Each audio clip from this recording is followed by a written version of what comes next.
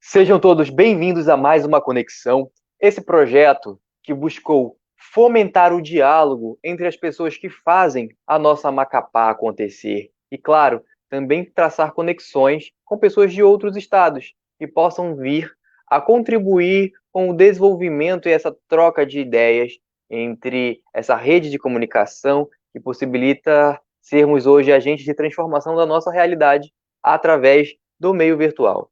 E o meu convidado de hoje é um homem que eu tenho uma grande admiração. Ele que é um poeta, um ícone da música popular amapaense. Ele que com certeza embalou muitas das canções, principalmente em grandes festivais do nosso estado do Amapá, em grandes mostras folclóricas dentro das escolas. E com certeza você sabe alguma música dele. Como gestor, fez uma ótima gestão trazendo grandes projetos e implementando grandes políticas públicas em nome da arte e da cultura. Eu estou falando especificamente de Zé Miguel, ele que com certeza é a voz do nosso estado do Amapá, que tem grandes músicas, né? E gostaria, antes de começar essa live, eu gostaria de chamar um videozinho do Zé para que a gente possa degustar um pouco da sua música. Então, com vocês, Zé Miguel. Meu interesse é bem fácil, é ali no meio do mundo, onde está meu coração, meus livros, meu violão, meu alimento.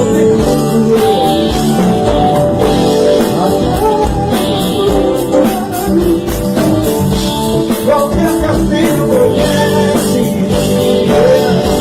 é feita de som de minha.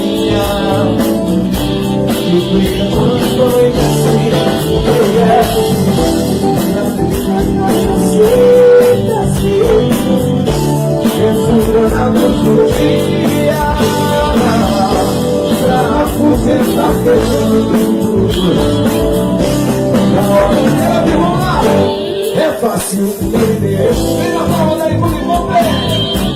Falar quanto sorte, mas ainda no rio mais belo, com a vida do Equador, é fácil o meu endereço. Falar quanto sorte, mas ainda no rio mais belo, com a vida do Equador.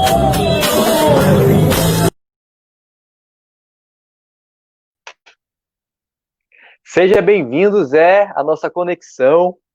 De antemão, eu gostaria de agradecer a sua presença, dizer que é muito importante nós hoje que estamos no meio cultural amapaense, eu especificamente falando em nome da juventude, estar dialogando com uma pessoa que muito contribuiu e muito contribui para o desenvolvimento das políticas culturais e da arte no nosso estado. Então, hoje te receber aqui na minha humilde página é uma imensa satisfação. Muito obrigado por ter aceitado esse convite, amigo. Pablo, é um grande prazer estar aqui, né? Eu admiro a sua capacidade criativa, essa tua capacidade inventiva também. Eu acho que o artista independente, como os artistas independentes como nós, eles precisam realmente ser bastante criativos, já que fazer arte nesse país ainda é muito complicado, né? Ainda é muito difícil.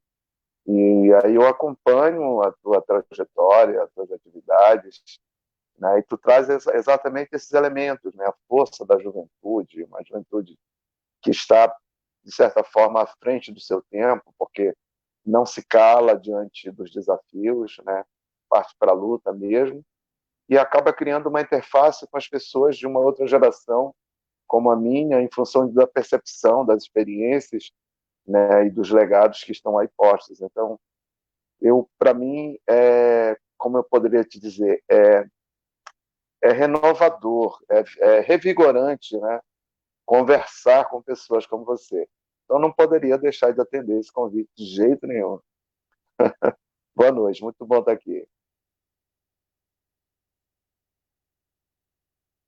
E se hoje eu estou aqui numa juventude que está atuando isso é fruto do que vocês construíram para nós. Quando eu falo você, por mais sendo da música e eu sendo do segmento das artes da cena, do teatro, da dança, mas a cultura mapaense, ela foi cimentada e estabilizada por vocês. Construíram essa ponte para que nós possamos hoje nos expressar livremente, para que hoje a gente possa ter um referencial de ter você enquanto artista, enquanto negro, que canta as nossas músicas, as nossas belezas, e é um símbolo de representatividade muito forte. Hoje, quando a gente fala em música mapaense, a gente fala de Zé Miguel, né? Quem não lembra de Pérola Azulada, A Flor e o Beija-Flor, e entre outras composições que você já compôs e interpretou.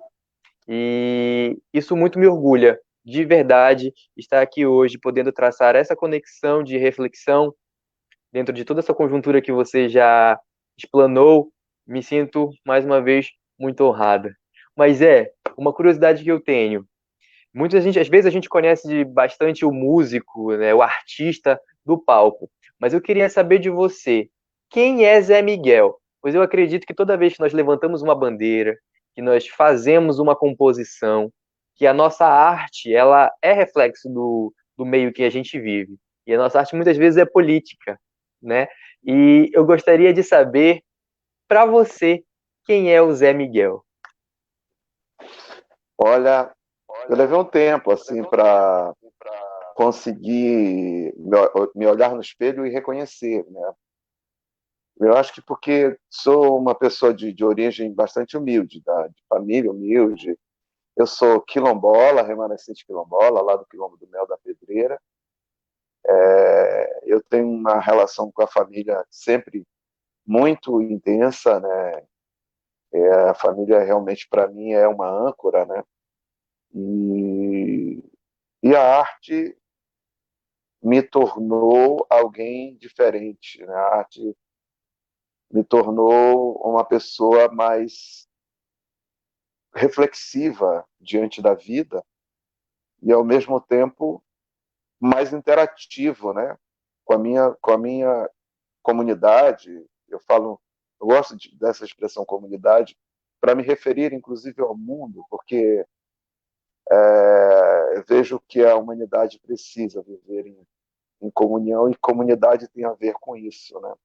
E a arte ela acaba tendo um papel de antena, né? Porque ela capta o sofrimento, as emoções, as alegrias, né? O desespero, os cuidados, as necessidades da comunidade à tua volta, e você traduz isso através da canção, dá voz, né? Você dá voz à alma, à emoção das pessoas. E eu acho que isso me leva a um processo reflexivo que me faz ver o quanto eu sou pequeno diante da grandiosidade das coisas. Eu sou crente, eu acredito em Deus, né? Eu acredito nessa força maior soberana de Deus e vejo ela em tudo que existe à nossa volta. Eu sou ambientalista desde cedo, né? Desde o primeiro disco já vieram obras como Terra Ferida, como Filhos do Rio, e eu venho gravando Pérola Azulada, sempre puxando, sempre nessa pegada de questionar o comportamento do homem diante do meio ambiente, como ele se comporta e tudo, e dando voz a essas angústias da comunidade em geral, dando voz à angústia da minha comunidade quilombola, diante dos preconceitos, das dificuldades que enfrentamos de relacionamento social que não deveríamos, né? Nenhum ser humano deveria enfrentar qualquer problema de relacionamento social por conta de ser humano, né?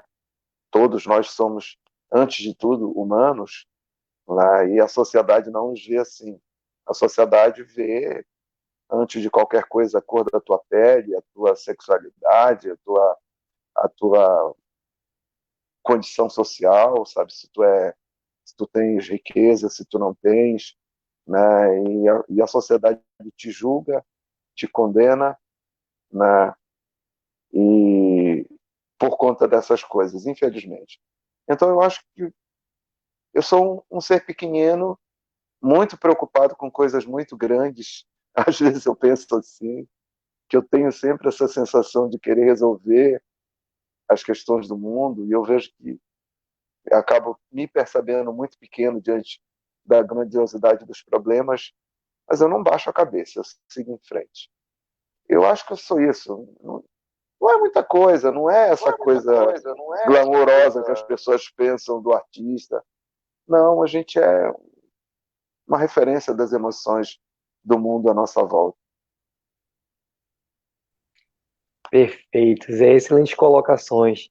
Antes de continuar nosso diálogo, gostaria de agradecer a todo mundo que está presente nessa live. Se puder, ajude-nos a compartilharmos e levarmos essa conexão a outras pessoas, essa reflexão, que com certeza já começou enriquecedora e ainda vai nos enriquecer muito mais. Gostaria de agradecer ao Lucas Abraão, que está dizendo aqui, Pablo, muito bacana, sucesso, muito obrigado. A Maria Áurea dos Santos, minhas saudações a esse ícone da música mapaense, Nete Ferreira, parabéns aos dois. Então, gratidão a todos que estão participando e comentando aqui da nossa live. Pois é, Zé. Ser artista em condições tidas como normais, nos grandes centros, você tendo uma etnia favorável à projeção de imagem, ou seja, sendo branco, já é difícil.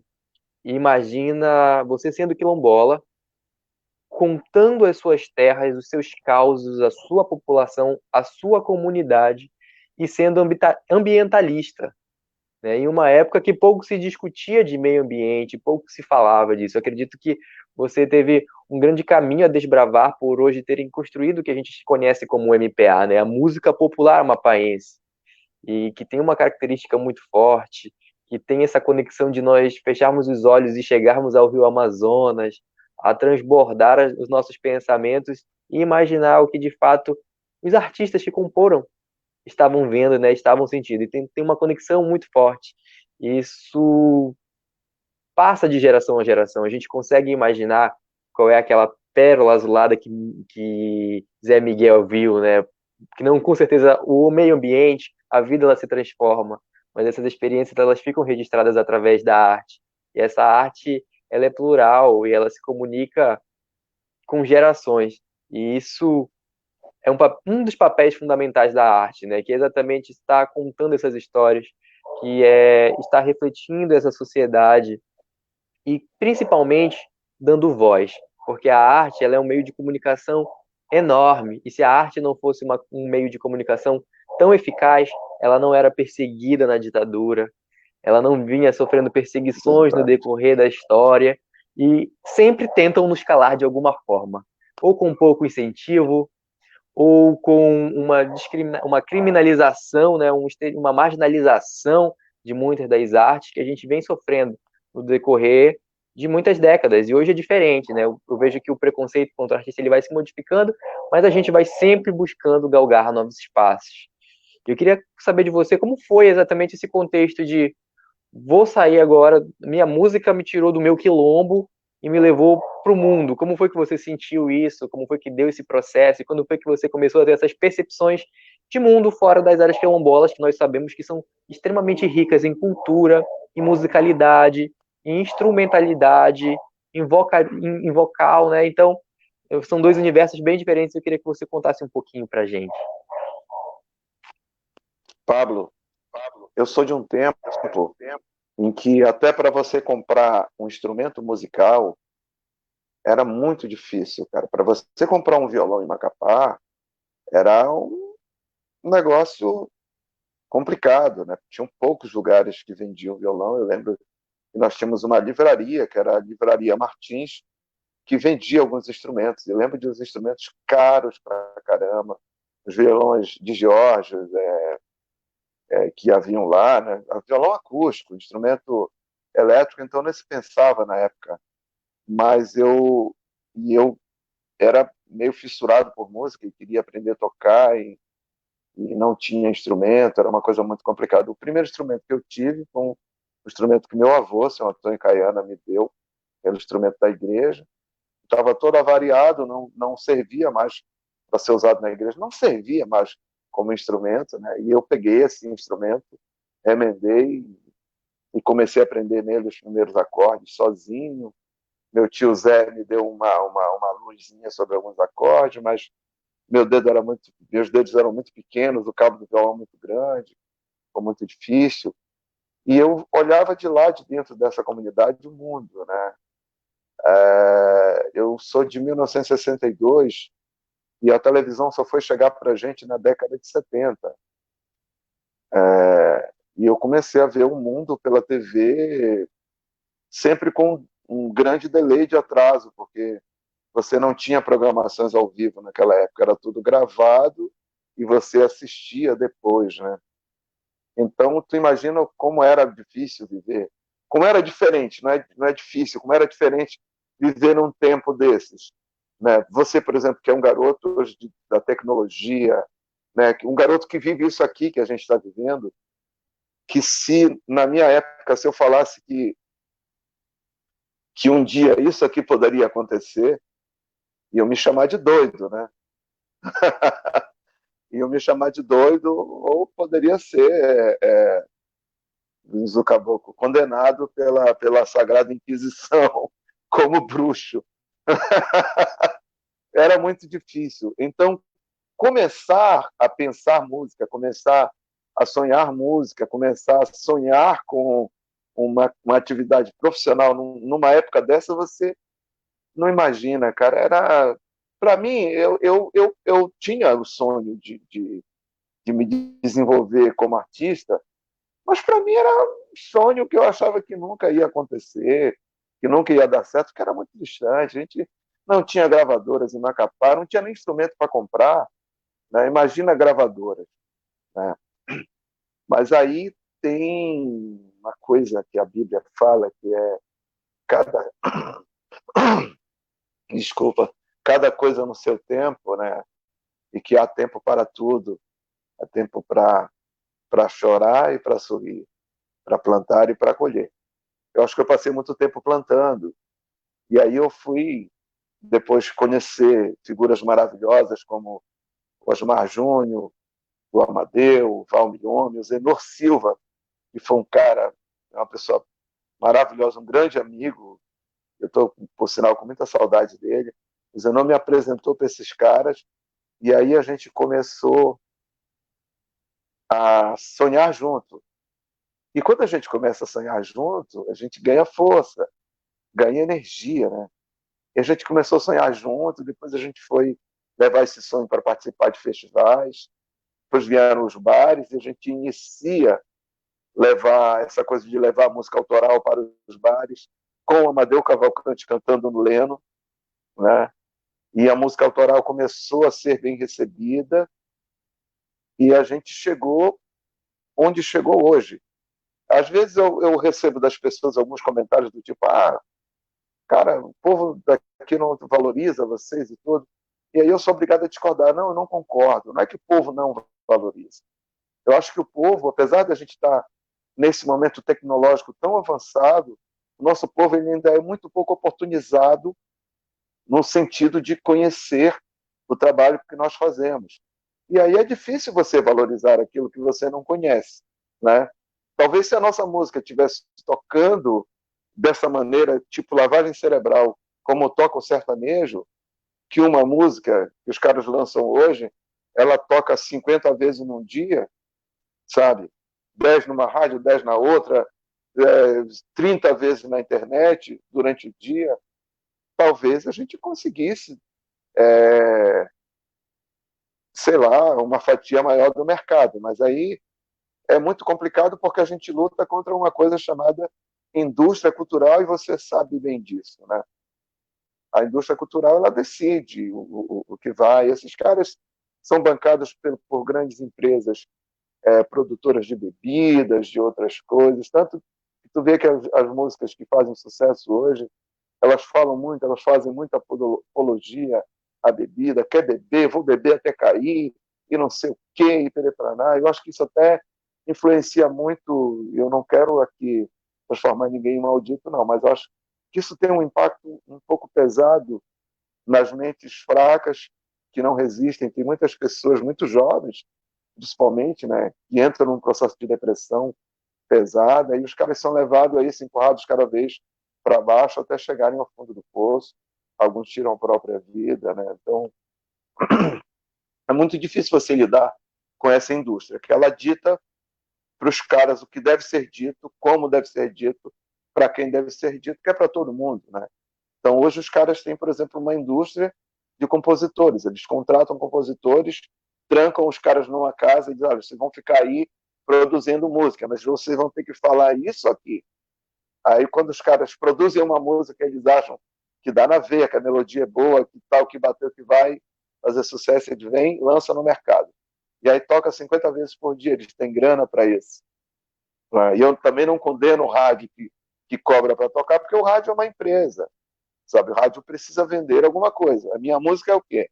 É um produto, eu quero vender a minha música. Eu não vejo problema em chegar no rádio, se eu tenho cacife, se eu tenho condições, e pagar para tocar minha música. Como você paga para anunciar um produto, para que ele se torne conhecido e seja comprado, né? A indústria cultural tem essa grana que a gente não tem. Aí a gente tem uma outra coisa, Pablo, que é o que nos tem mantido ao longo desse tempo todo vivos. Nós temos uma coisa chamada amor. Amor pelo que fazemos, amor pelas pessoas que representam o que fazemos, e nós somos, sobretudo, muito amados pelas pessoas da nossa cidade. Então, eu não tenho nenhum problema com o povo da minha terra. Eu acho que o povo da nossa terra nos valoriza muito. Para você ter uma ideia, Vida Boa foi gravada em 1991, sabe? E é uma música que faz sucesso aqui na nossa terra até hoje. Em todos os municípios onde eu vou, aqui do estado do Amapá, as pessoas conhecem Vida Boa, sabe? Então eu acho que o nosso povo nos valoriza e muito. Nós acabamos de fazer uma live com o Movimento Costa Norte, que a gente recebeu essa resposta, sabe, das pessoas. Então, assim, é difícil? Foi difícil pra caramba? Foi. Mas eu acho que todas as experiências, Pablo, acabam valendo a pena, sabe? Eu acabo citando muito a Bíblia, porque é um livro que me traz muitas referências mesmo. Mas essa frase que diz que todas as coisas cooperam para o bem, sabe? Eu acredito muito nisso. Eu acho que em tudo que acontece na tua vida, por pior que seja, vai trazer alguma lição, vai trazer algum encaminhamento que você pode tirar dali para o futuro e se fortalecer e crescer com aquilo. Não tem aquela história que diz que se você está num caminho e tropeça numa pedra, você tem que pegar a pedra e fazer uma construção, algo assim, né? Eu acho que é isso. Eu acho que fazer arte é exatamente isso. As pedras de tropeço a gente pega e vai usando para fazer o alicerce das nossas construções.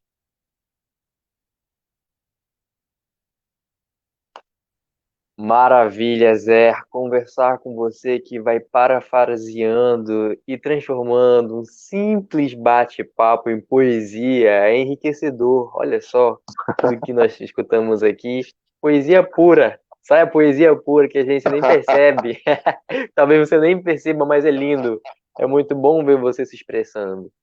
E assim, Zé, sobre as tecnologias, é incrível, porque a minha geração, nós já fomos acostumados a crescer com uma televisão na sala, né, com acesso aos primeiros telefones celulares, a ter essa comunicação de telefones em casa, energia elétrica. Ó, tem alguns comentários aqui na live que dizem assim: verdade, voltei ao tempo nesse momento da Livraria Martins, ao lado do Mercado Central.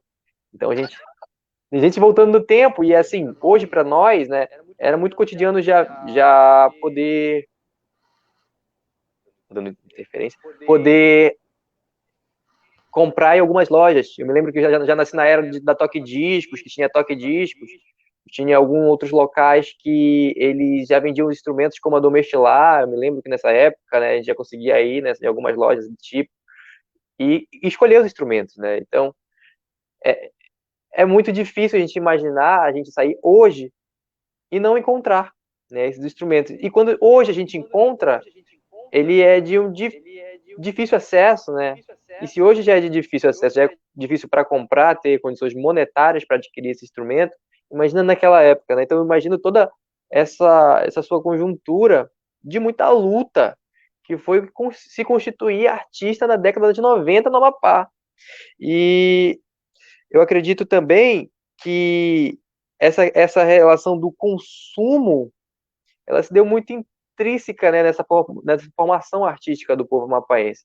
Quando você fala hoje que o nosso povo ele é muito grato, isso é verdade, porque você marcou gerações que talvez não, algumas nem tinham oportunidade de ter um rádio em casa, né, ou de assumir, ou de consumir outros tipos de música, mas a música popular amapaense, a música do Zé, a música do Osmar, que eu gostaria de mandar um abraço. Gostaria também de mandar um abraço para o Amadeu, que é meu amigo lá do Conselho de Pauta do Teatro. Chegavam a essa população. Então, vocês fomentaram uma estética propriamente amapaense que é incrível. E fala sobre essas pessoas que moravam aqui. E hoje eu fico pensando, Zé, quando você fala assim, talvez a nossa população não seja ensinada a consumir a nossa música por conta desses veículos de comunicação, né, da grande indústria da música, que normalmente é bancado por grandes empresas. O que acontece? Hoje eu acredito que uma das saídas para esse déficit é exatamente incentivar o consumo de arte nas escolas. Eu estou numa luta já há alguns meses para, junto tanto a deputada Cristina Almeida quanto o deputado Camilo, nós estamos questionando sobre a implementação da Lei 13.278 de 2016. Ela vem efetivar o ensino das artes nas escolas.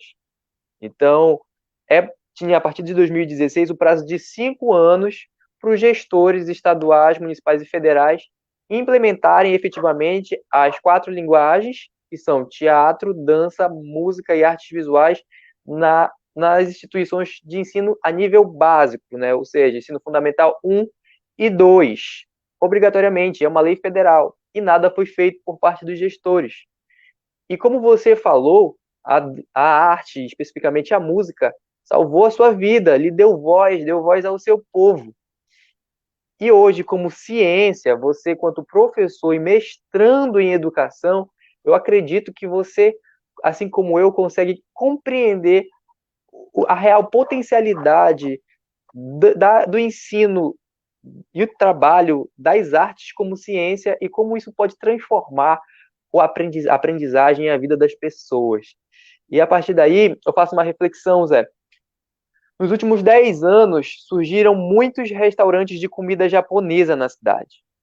Consequentemente, esse jovem que estava ali em meados de 2010, 2011, crescendo nessa geração da segunda parte da década de 2000, começou a consumir comida japonesa. Então, hoje as pessoas elas saem para comer comida japonesa no sábado à noite, na sexta-feira. E com as artes, são poucas pessoas que têm acesso e não são ensinadas a consumir isso. Então, como é que eu vou vender o meu trabalho, fazer a minha arte, querer que seja consumida, se as pessoas não são ensinadas a consumir e a respeitar, principalmente, né, Zé? Então, eu acredito que esse ensino ele precisa ser fomentado cada vez mais, principalmente nas instituições de ensino públicas, né? E que as nossas próximas gerações possam vir a consumir os nossos trabalhos enquanto artistas. E eu acredito que esse é o caminho, né? A educação é em primeiro lugar sempre. A educação, ela é porta de transformação, ela é ferramenta de transformação social, sempre, né? Eu, eu tenho discutido algumas coisas já faz algum tempo. Por exemplo, a gente tem definido valores percentuais nos orçamentos públicos para quase todas as ações da administração pública, mas você não tem para a cultura. Né? A Constituição determinou um percentual de 25% dos orçamentos dos entes públicos para ser investido em educação, mas não determina nenhum centavo, a não ser agora, com o advento do Sistema Nacional de Cultura e dos sistemas estaduais, que vem a proposta da destinação de 1% dos orçamentos estaduais e municipais e 2% do orçamento federal para investimento em cultura. O que eu penso da cultura? E aí eu quero falar de cultura e não especificamente de arte. Não que arte não seja cultura. Sim, a arte é cultura, né? Se podemos usar a expressão é, porque, na verdade, filosoficamente, né, nós sabemos que nada é, né? Tudo está em função do dinamismo dos processos, principalmente dos processos culturais. Então, a cultura não é, a cultura está, né? A arte está como uma das maiores ferramentas de divulgação da cultura, mas a cultura ela está inerente ao ser humano desde seu nascimento. E o ser humano vai hoje no Brasil para um banco de escola com 3 anos. Então, quando ele vai para a escola com 3 anos, ele já leva toda uma carga de construção, de informação e de formação que ele traz do seu berço familiar, do bairro onde ele mora, da comunidade onde ele mora. Ele já traz isso com ele. Com 3 anos, uma criança já tem uma vasta percepção de mundo, que não é levada em consideração pelas pessoas, mas já tem uma vasta percepção de mundo. E aí ela vai para uma escola, como um diamante bruto que será lapidado pela educação. E a educação, por certo, a transformará, se houver o engajamento necessário, tanto da escola, quanto da família, quanto da própria criança, quanto da comunidade em si, e dos processos todos envolvidos. Mas eu percebo nesse processo que a cultura é ou está como o alicerce do processo de formação deste ser humano. E se ela é um alicerce, e se ela não é olhada com a importância que se deve dar a um alicerce, nós estamos construindo uma sociedade que está fadada a ruir no futuro. Porque se você faz uma obra de construção civil e você faz um alicerce mal planejado, mal feito, com material de péssima qualidade, e depois você constrói uma casa sobre aquele alicerce, o que vai acontecer com essa casa? Ela fatalmente vai ruir. Então, eu acho que o Brasil precisa olhar para a cultura como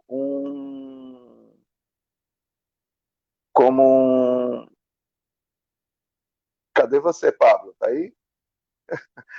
O Brasil precisa olhar para a sua cultura como esse alicerce que ele é e fazer nela os investimentos necessários para que ela esteja presente no processo de formação, né, do cidadão brasileiro, né? E para isso você precisa de investimentos, né? Eu acho que essa lei ela vem a ser um passo significativo no sentido de você abrir esses horizontes dos investimentos em cultura e de levar isso para dentro da escola. Mas eu acho que a lei ela está sendo muito frouxa no sentido de se fazer valer, né? Tanto que a lei que você citou, na verdade, ela já veio substituir outra lei que foi criada em 2008, que foi a 11.769, né? Criada em 2008, que garantia o ensino de música nas escolas, mas depois se entendeu que tinha que se discutir e sabiamente se chegou.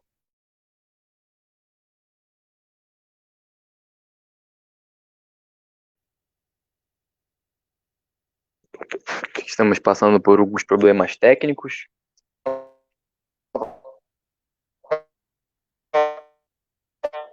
A lei que garante as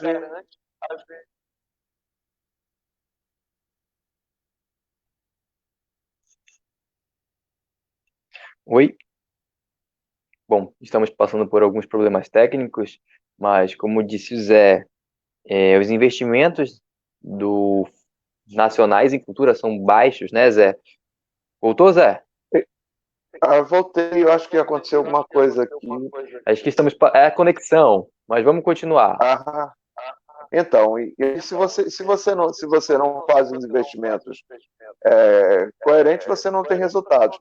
No caso, a gente tem as leis garantindo, mas um processo de afrouxamento e que não garante, no final das contas, que os gestores tomem uma atitude e façam a lei valer. Tanto que a 11769 praticamente expirou o prazo de carência que foi colocado em 2008. Em 2011 era para estar já o ensino de música em todas as escolas. Não tivemos.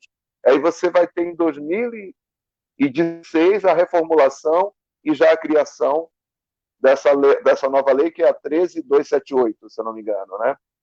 É isso, barra 2016. E aí temos 5 anos de carência. Veja, nós já estamos quase no final dessa carência e as coisas continuam sem acontecer. A Prefeitura de Macapá, por exemplo, fez um concurso público para para contratar professor, e eu mandei, à época, inclusive um recado para o prefeito Clécio, que eu tenho o contato dele na minha agenda, é meu amigo pessoal. Mandei um recado para ele quando soube que estava se construindo o concurso. Poxa, prefeito, olha, nós já estamos formando a primeira turma de música. Nós concluímos em 2018, né, o curso de licenciatura em música. Pô, garanta aí no seu concurso a vaga para o professor de música para as escolas. Não recebi nem resposta e não houve resposta, inclusive, no edital.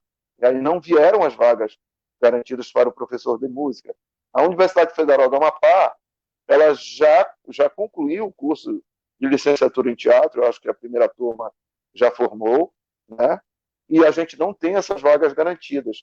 E eu, inclusive, a minha dissertação de mestrado vai tratar exatamente dessa questão da 11769, da 13278, né? Dessas leis não terem sido levadas em consideração, e a gente vai fazer uma pesquisa sobre os porquês disso, né? E em que pé as coisas estão, partindo da realidade do Amapá, mas com foco no Brasil.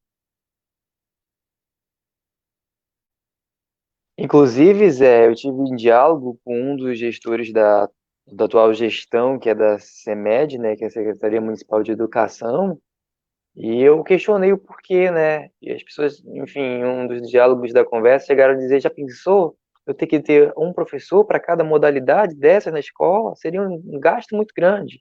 E mais uma vez retomamos a discussão: não é gasto, é investimento.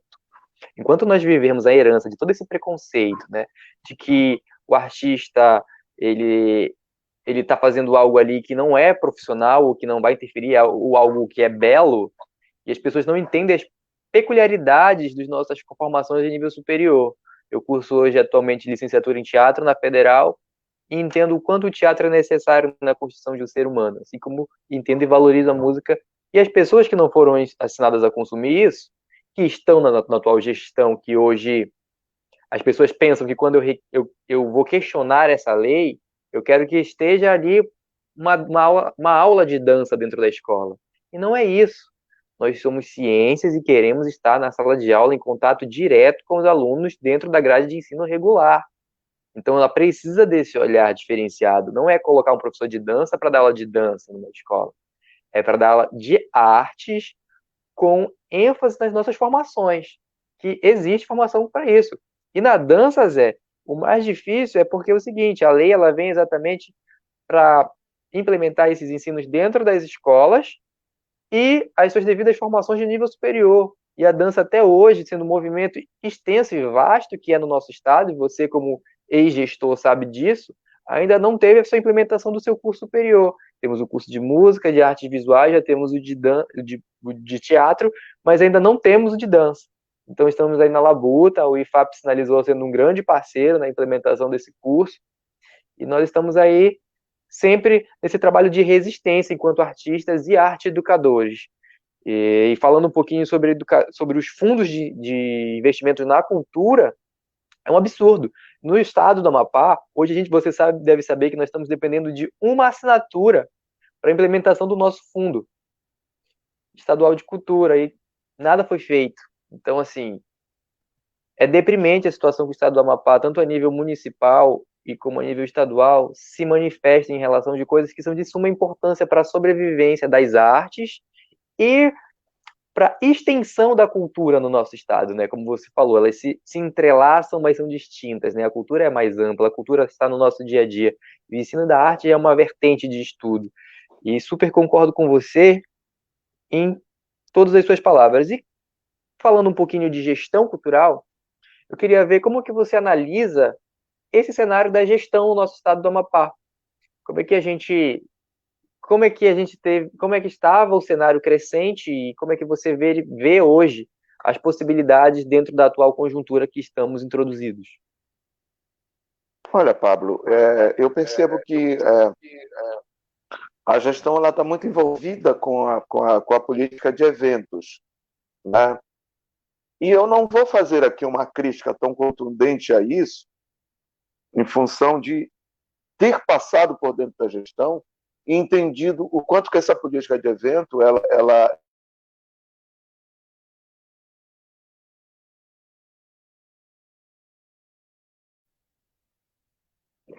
Pois é. ela meio que força a interferência. Eu já entendi aqui o que foi, que eu acho que eu estou usando meus dados móveis, né, e está entrando ligação aqui, aí meio que corta. Assim,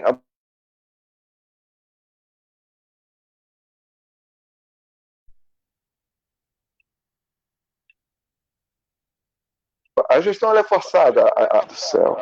A sociedade ela precisa do entretenimento. O entretenimento ele gera emprego, ele faz girar toda uma cadeia produtiva, e essa cadeia produtiva envolve vários outros segmentos, como, por exemplo, a cadeia de restaurantes, de hotéis, de táxi, né, todas essas atividades, o próprio comércio de bebidas, de alimentação, todas essas atividades, elas são movimentadas por essa política de eventos. E aí ela se torna poderosa, né, diante da sociedade. E a gestão acaba se envolvendo com ela, mas precisa sair desse leque, porque aí você começa a praticar uma política praticamente de transferência de cachês, e cachês pequenos, cachês que não bancam uma estrutura decente para a apresentação dos artistas, não há recurso suficiente para isso, e você acaba não trabalhando com as outras dimensões do fazer cultural, como, por exemplo, se praticar os editais para a ocupação de espaços, você trabalhar a cultura, a transversalidade da cultura, levando ela para dentro das escolas, para que haja esse contato com as crianças, para que ela seja uma fortalecedora dos nossos processos de fortalecimento da identidade, de criação da identidade cultural dessas pessoas, para que essas crianças possam se olhar no espelho e saberem quem elas são, e não terem vergonha.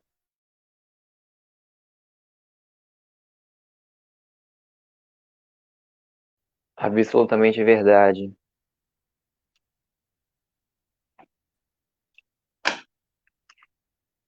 Bom, eu muito me lembro que no ano de 2010 foi um ano muito. De serem quem Pois são. é, voltou?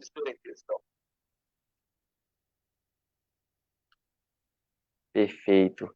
Eu lembro muito bem na gestão do Zé. Zé, tá me escutando?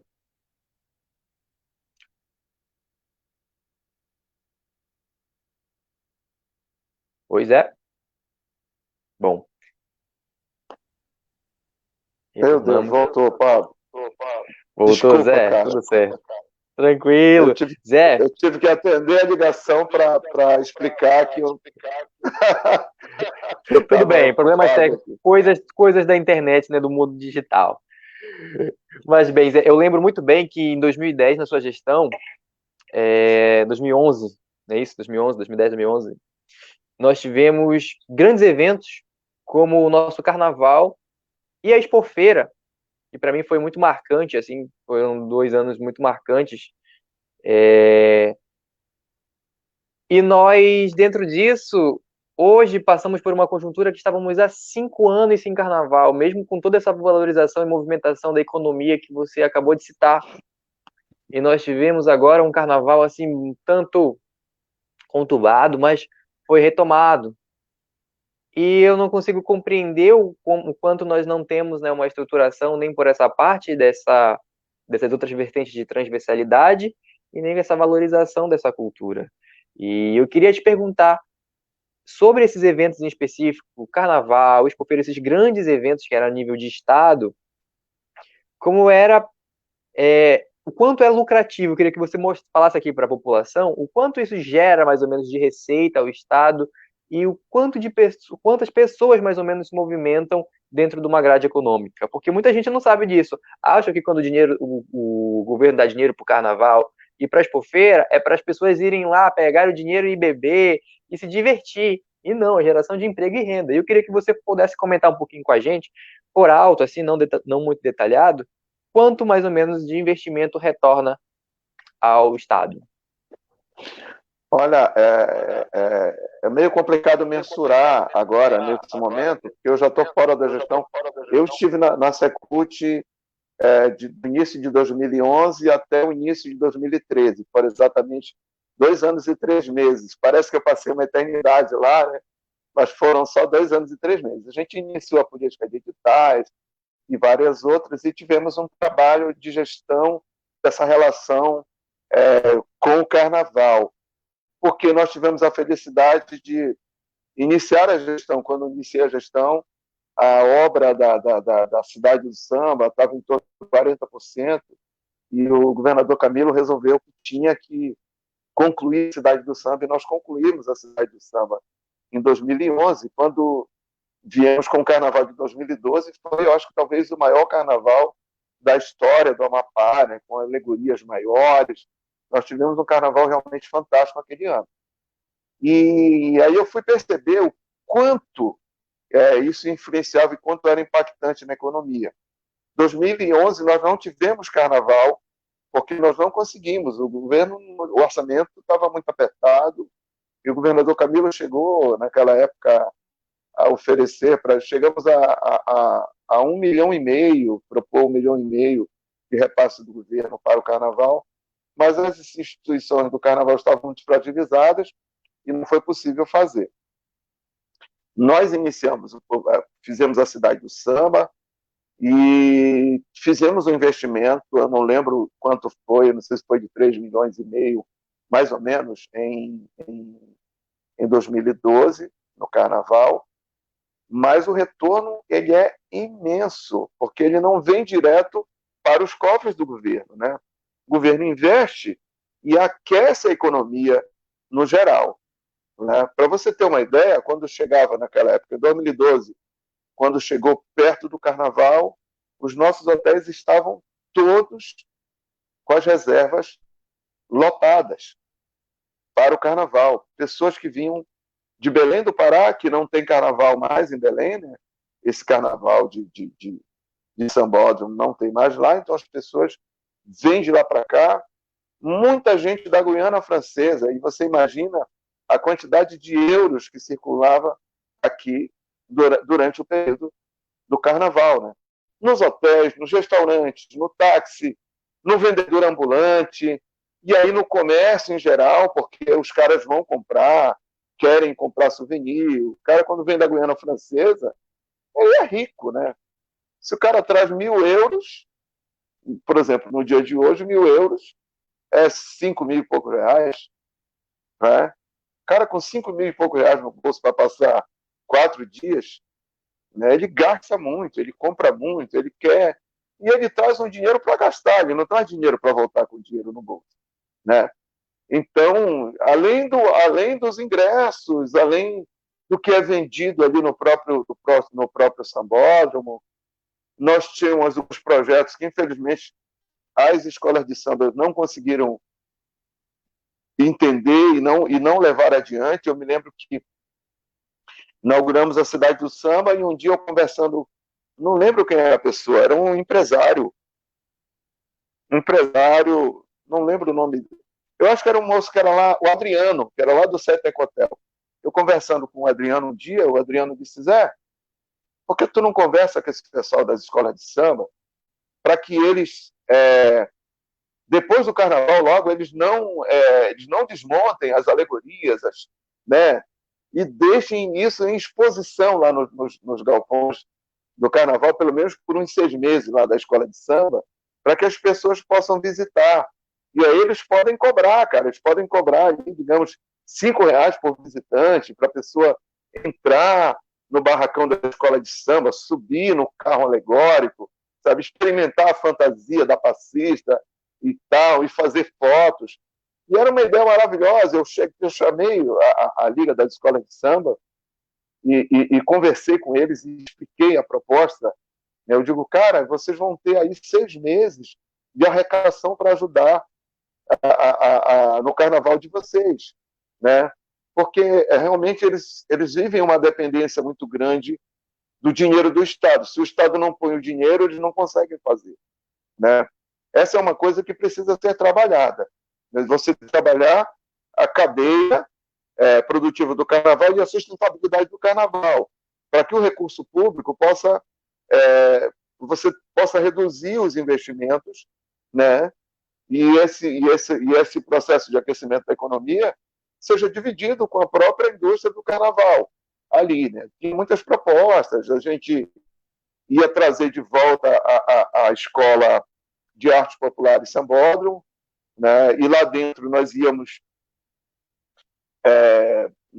comprar alguns materiais, como era uma máquina de solda de ponto, que solda alumínio e outras coisas, e uma máquina de acetato, que era para ensinar a produção desses artefatos plásticos, porque isso é tudo importado, né? A gente vai buscar tudo de fora para fazer o nosso carnaval.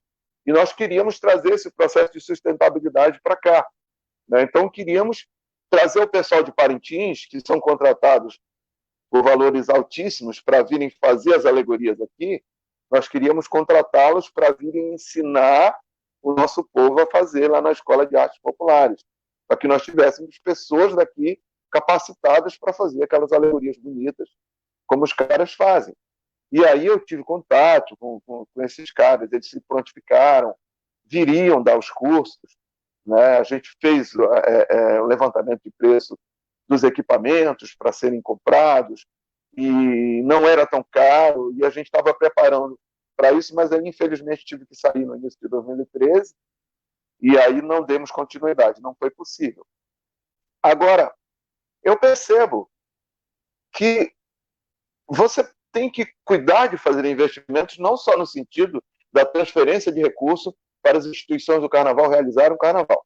Você tem que fazer investimentos nessa linha, de capacitá-las cada vez mais para que elas possam arrecadar para além dos investimentos que o governo tem para investir, porque numa hora em que o governo quebra, numa hora que a dificuldade se assoberba, eles terem outras fontes para poderem realizar o carnaval. Olha, esse ano a gente não vai fazer um carnaval tão esplendoroso como sempre, porque o governo não pode nos ajudar, mas nós temos recursos aqui para fazer o carnaval mínimo possível e vamos fazer o carnaval acontecer.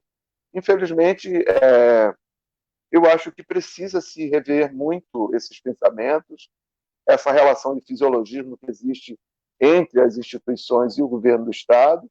Eu entendo que é investimento que precisa ser feito e que esse investimento ele retorna, sim, e beneficia muito a nossa comunidade, né? As pessoas estão vendo a quantidade de costureiras, de pessoas que trabalham nesse processo do carnaval, que está sem trabalho, né? Que fica sem o trabalho, sem ganhar aquele dinheiro, porque não acontece o carnaval.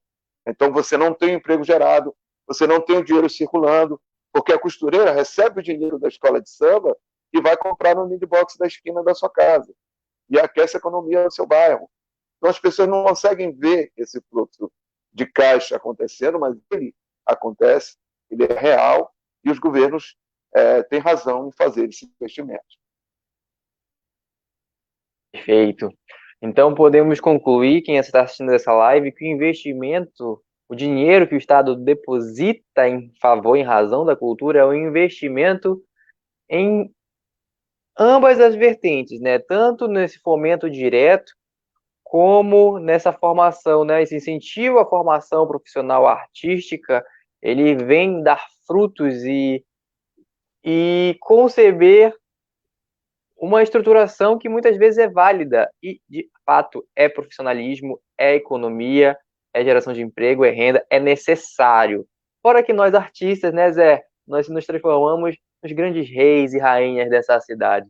Então, nada melhor do que exatamente fazer o que a gente ama e ser reconhecido por isso. Então, o investimento na cultura, seja qual for o seu âmbito, nunca é desperdício e nunca é demais. Sempre vai ter um retorno, ou de forma social, financeira, ou seja qual for a forma que você materializar. Porque a cultura, o ensino da cultura e das artes, eu vejo que a gente dá. E quando as pessoas recebem, elas transformam isso para si, e isso Com se certeza. espalha, né, Zé? Eu acredito que esse é um caminho muito interessante para a gente transformar a nossa sociedade.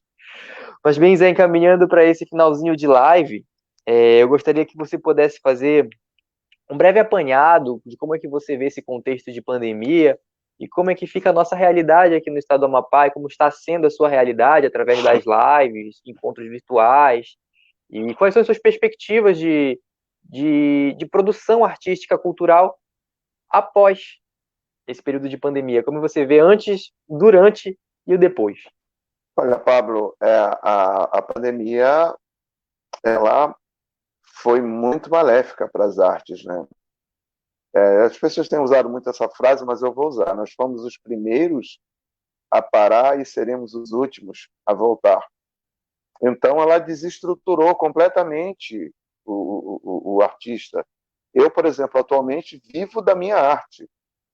Eu vivo da minha arte. E como é que eu vivo dessa arte? Eu vivo dos meus shows, eu vivo das produções que eu faço, das gravações que eu faço no meu estúdio, né? E das produções de outros artistas. Eu vivo disso, né? Eu vivo dessas atividades, eu vivo das palestras que eu dou em escola. E aí tudo parou.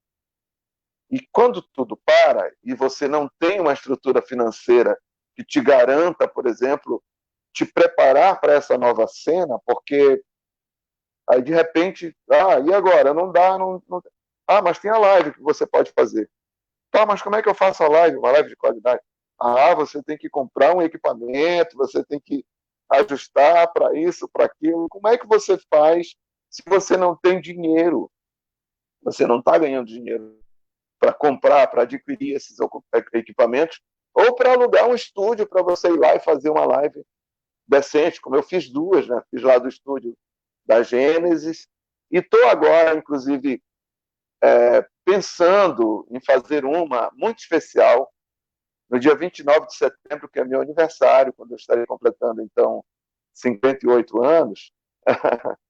Eu estive conversando com o Nildo hoje da Gênesis, os meninos da minha banda que estão loucos para a gente fazer um evento juntos, e aí estou pensando em fazer essa live, inclusive já aproveitar a sua audiência aqui, Pablo, para dizer para as pessoas, algum empresário que porventura esteja nos assistindo aí, que a gente está precisando de patrocínio para realizar essa live e que dá para dar um retorno muito bacana para quem fizer esse investimento, né?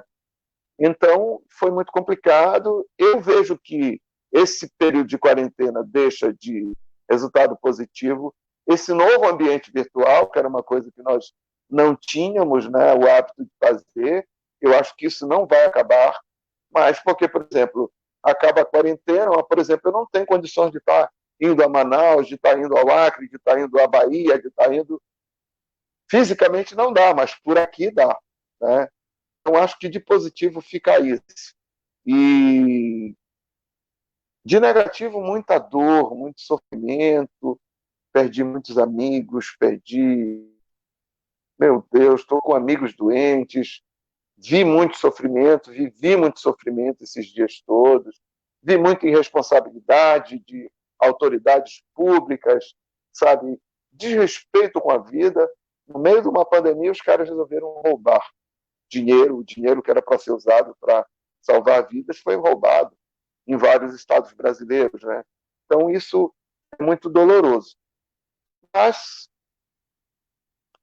como diz a Bíblia, e eu volto lá, todas as coisas cooperam para o bem daqueles que amam ao Senhor. E você tem um Deus como referência sobre todas as coisas, e você vai perceber que, no final das contas, a própria humanidade tirará alguma lição proveitosa de tudo isso, de todo esse sofrimento.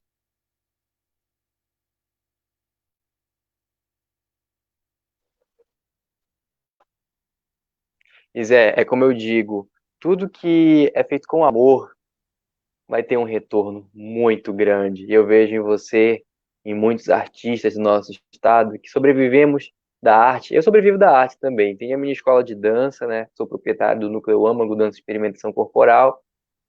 Paramos de imediato por trabalhar com vidas de crianças, né? Que são grandes transmissores do vírus, né? Receptores desse vírus.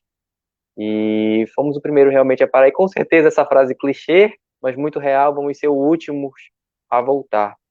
Mas sempre com muito amor, fazendo a nossa arte dentro de casa, levando reflexões através dela, né? Levando um conforto para aquelas pessoas que estão sofrendo, que sofreram, que se identificam, que têm um momento de lazer, né? Principalmente no grande ápice.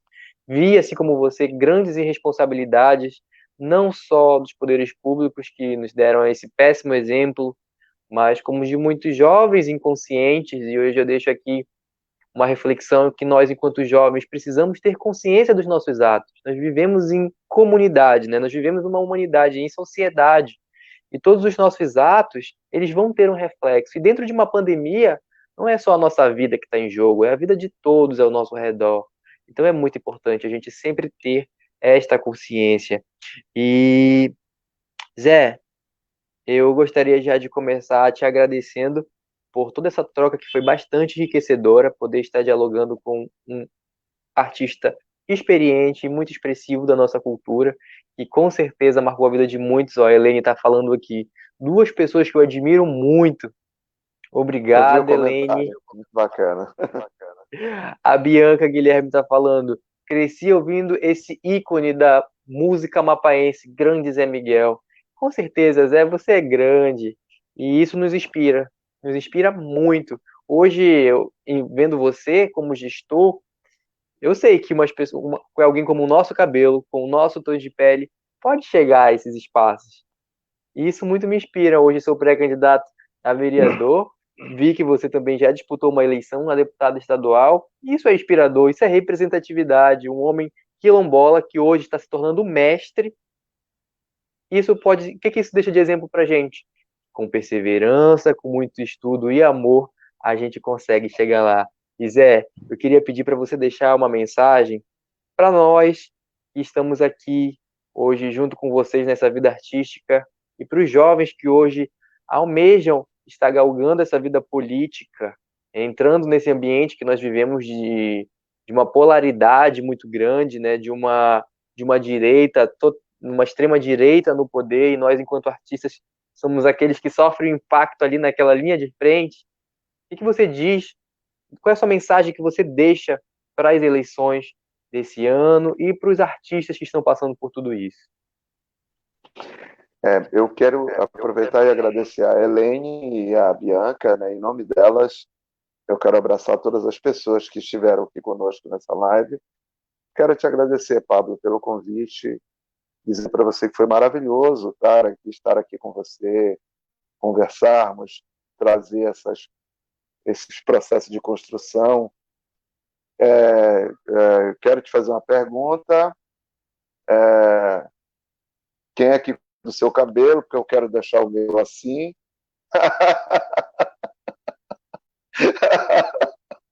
Me manda depois no No zap. YouTube.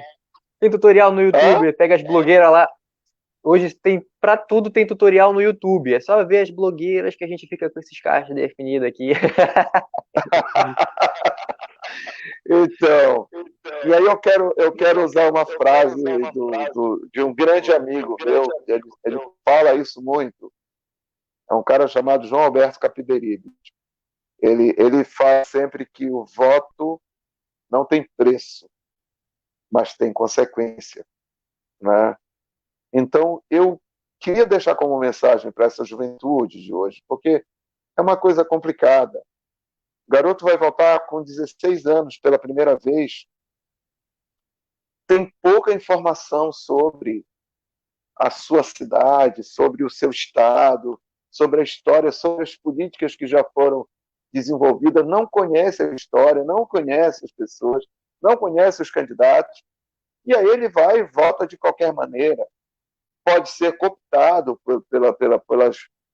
pelos políticos maldosos que estão aí, que entram com dinheiro para, sabe, de alguma forma, ou com dinheiro, ou com benesses daqui e dali, que trocam pelo voto, né? Eu queria deixar como mensagem, na verdade, um pedido a essa juventude. Tomem muito cuidado e lembrem-se que o voto de vocês é uma ferramenta preciosa de transformação. O seu voto pode ajudar a mudar o mundo, se você prestar bem atenção no que você vai fazer. Não se deixe enganar por essas pessoas que ficam dizendo que os políticos são todos iguais. Não são. As pessoas não são todas iguais, como algumas mulheres às vezes dizem, os homens são todos iguais. Não são. Os seres humanos, nós temos uma coisa que é muito importante se lembrar. Nós somos todos iguais, porque somos humanos, mas somos todos diferentes. Somos todos diferentes. Né? E a diferença é que nos coloca na condição de iguais, porque somos humanos. Isso pode parecer uma contradição, mas é de fato real. Somos todos iguais porque somos humanos, mas somos todos diferentes, porque somos humanos indivíduos. Né? E veja bem, então os políticos que estão aí não são todos iguais. Não são todos, você não pode colocar que são todos ladrões, que são todos isso, todos aquilo. Não são. Tem muitos que são. Mas então procure conhecer aqueles que têm uma história na trajetória da sua cidade. Vamos ter eleições municipais. Procure conhecer a conduta das pessoas que estão pleiteando o seu voto. Aqui temos o Pablo, que é pré-candidato. Procure conhecer o Pablo, saber da vida do Pablo. Como tem sido? Quem é esse homem, Pablo, que de repente se coloca como pretendente a uma vaga no parlamento municipal? Quem é esse moço? Qual foi a contribuição que o Pablo já trouxe para a sua sociedade? Que você possa dizer, poxa, o Pablo pode ser a minha voz, porque esse que é o papel do vereador. Ele está lá para ser a voz do cidadão. Né? Por exemplo, eu tenho umas discussões para fazer aqui na zona norte, na zona norte. Eu moro aqui no Brasil Novo, estou falando do Brasil Novo, da Rua Central, no bairro Brasil Novo aqui, no finalzinho do bairro, em frente ao Lago do Curralinho. Né? Eu tenho umas discussões para fazer em relação à nossa estrada aqui, a nossa rodovia. Esses retornos que ficaram muito distantes. Os caras poderiam fazer uma rotatória aqui na frente do bairro Novo, do Brasil Novo, e atender o Brasil Novo e o Morada das Palmeiras, que fica em frente. Aí o cara diz, não, mas o vereador não tem nada a ver com isso, porque isso é a obra do governo federal. Tem sim, porque a obra acontece aqui em Macapá, na cidade de Macapá. O vereador pode não ter a porta aberta para falar diretamente com o governo federal, mas ele pode se reunir com o deputado federal, ele pode se reunir com o senador, fazer a pauta para discutir com o senador, para que o senador leve até o governo federal para discutir e resolver em favor da comunidade. Então, quando você for votar, você tem que votar em pessoas que tenham essa capacidade, que tenham demonstrado amor por sua terra, que tenham demonstrado responsabilidade no seu fazer diário, em tudo que ele fez. Quem é esse cara? Ele é bom pai? Ele é bom marido? Ele é um bom motorista? Sabe? Ele é um bom vizinho? Ou ele é um vizinho safado, daquele que sacaneia com os outros? Ou ele é um mau marido? Ou ele é um péssimo pai? Observe as pessoas para você decidir o seu voto. Porque quando você der o seu voto, você vai estar dando uma grande parcela de contribuição para melhorar a sociedade ou para piorar. Né? Então, o voto é um gesto de responsabilidade. Não venda seu voto. Não troque seu voto por qualquer coisa. Faça do seu voto o maior investimento que você pode fazer no seu futuro. Esse é um pedido que eu faço, principalmente à juventude, para que possamos ter um bom prefeito, para que possamos ter bons vereadores, para que possamos ter bons deputados, presidente da República. Você não tem um presidente da República que vai escrachar com a sociedade, como temos o cara que está aí hoje, que não tem respeito, que fala palavrão em rede nacional. É absurdo, sabe? Criança na sala, o cara falando palavrão em rede nacional. Sabe? Então a gente tem que ter cuidado com o nosso voto. Esse é um pedido que eu faço, é uma mensagem que eu deixo. E, mais uma vez, através da Helene, que voltou aqui, da Bianca, abraçar todas as pessoas que estiveram conosco até agora. Você, Pablo, desejar sorte nessa nova empreitada. Não é fácil, meu amigo, mas, como você disse, é sobretudo um gesto de amor. Você pode entrar numa campanha sem nenhuma certeza de que você vai se eleger, porque o nosso universo político é dominado pelo dinheiro, infelizmente né? Mas se você levar muito amor no coração, você já conquistou grandes coisas. Eu tenho certeza que você irá contagiar muita gente, e mesmo que você não consiga um resultado positivo agora, você constrói caminhos para o futuro. Então, que Deus te abençoe. É o que eu te desejo. Muito obrigado, Zé.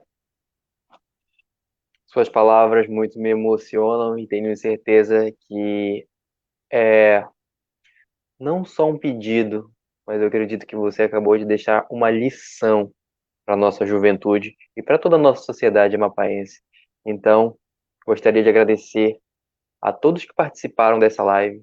Gostaria de agradecer mais uma vez a você, a todas a minha reverência ao ícone que você é, que muito nos inspira. E claro, eu não podia terminar essa live sem pedir para você cantar um pouquinho pra gente, né? Uma capelinha assim, mandar uma palhinha. Bora ver. Eu acho que Pérola Azulada pode vir aí pra gente finalizar a live. Opa! Vamos fazer um pouquinho. Tô com a voz bem ruinzinha, né? Que o final de semana foi muito pesado, mas vamos tentar. Perfeito, Zé. Posso? Com você. Ixi, desafinou tudo aqui. Só um instante. É o frio. É ao vivo, é ao vivo.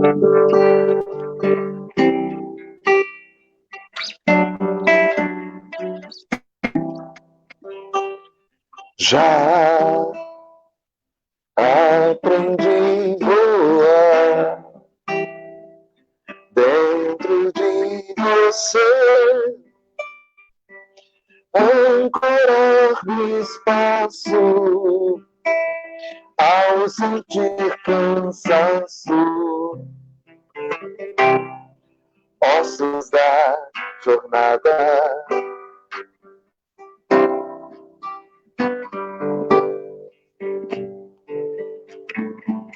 Já aprendi a viver como vive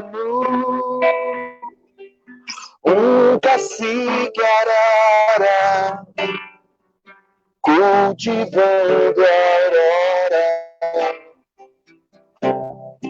luz de sua tiara.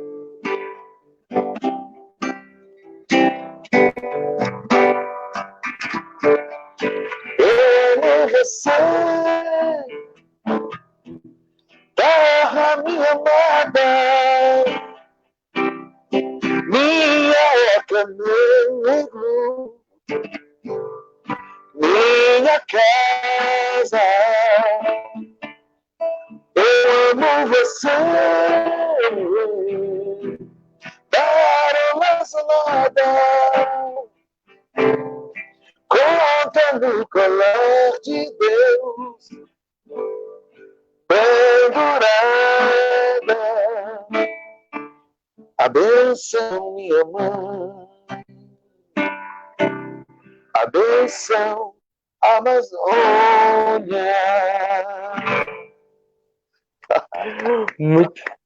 Muito obrigado, Zé.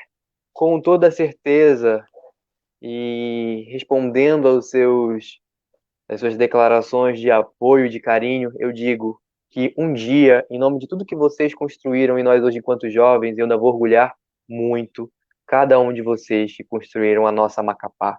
Muito obrigado, Zé. Gratidão e viva a nossa cidade, viva a nossa cultura, viva o nosso povo. Você Valeu. já orgulha. Você já orgulha. É Tchau, nóis. amigo. Tchau, tchau.